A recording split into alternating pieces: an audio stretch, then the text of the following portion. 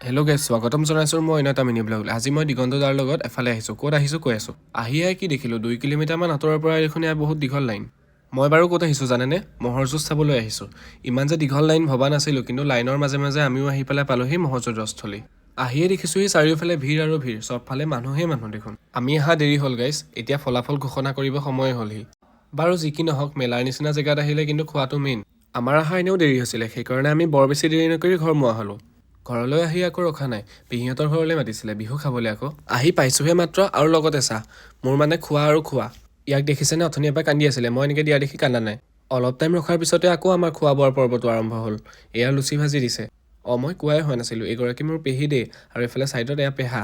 এইফালে আকৌ মা, বৌ আৰু খুৰী ভাইটি। অলপ সময় কথা পতাৰ পিছতে আমি আকৌ ঘৰলৈ আহিছোঁ।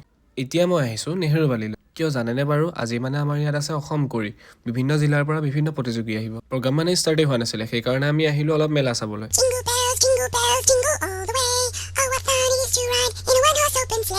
এইফালে ইয়াত প্ৰগ্ৰেমো ষ্টাৰ্ট হৈ গ'ল আৰু আমাৰ মেলা চাই হৈ গ'ল। আমি এতিয়া প্ৰগ্ৰেম চাই আছোঁ দেই গাইছ।